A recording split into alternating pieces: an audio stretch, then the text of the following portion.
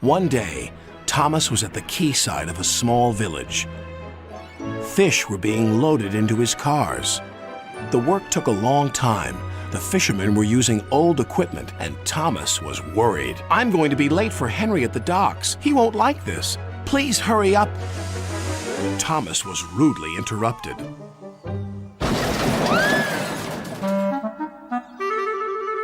His driver and fireman laughed. "Phew," sniffed Thomas. "What a pong!" He was glad when they were speeding along the beautiful coastal run. Then they saw a man waving a red flag. "What's the matter now?" "High tides are damaging the track," reported the man. "I've marked the spot." "We'll go and inspect," said the driver.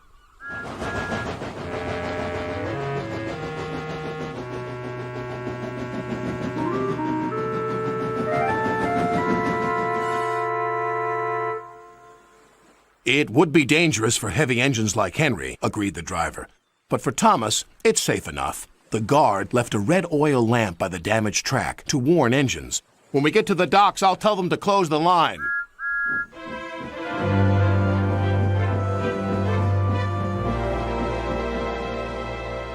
Henry was waiting for Thomas's cars.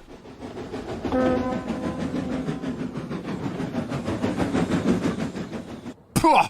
You're late. That smell is making me ill. "It's the fish," replied Thomas, "and there's danger on the rails. That's why we're late." Ha! You're the only danger on the rails, Thomas. Now stop wasting time and get your cars hitched to my train. Thomas's driver and fireman were in the yardmaster's office when they heard Henry's whistle. He was steaming out of the station with his long, heavy train called the Flying Kipper.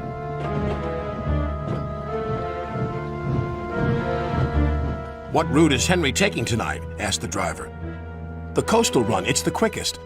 "But I told you," gasped the driver. "That's dangerous for a big engine like Henry." The yardmaster quickly phoned the signalman. Henry roared past the signal box. "I'll soon make up for lost time." The signalman couldn't hear the warning. By the time he did, Henry was far away in a cloud of steam. But when Henry reached the coastal track, his hopes for a fast run were dashed. Fog floated everywhere. "I can't see!" cried Henry. Nor could his driver.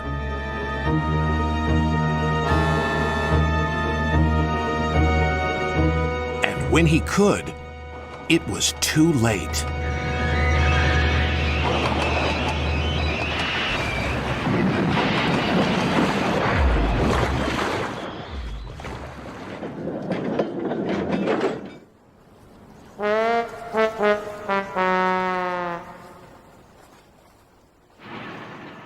As soon as the tide was high enough, Henry was craned out of the water. "Engines don't swim, Henry. You were meant to deliver fish, not swim with them. You should know that by now." "Yes, sir. I'm sorry, sir." When Henry arrived at the docks, Cranky the crane looked down on him.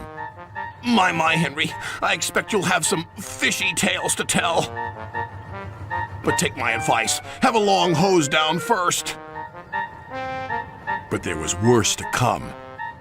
"Look, they've caught all this fish and a green whale, too."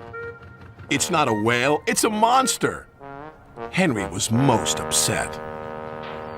Thomas now felt sorry for Henry. "Come on, your driver says it's time for a nice washdown. Then you'll feel much better." And Henry did. "I'm sorry I was rude to you, Thomas." "That's all right. But can you smell something?" "What?" "Fresh air." "Oh, yes," replied Henry happily.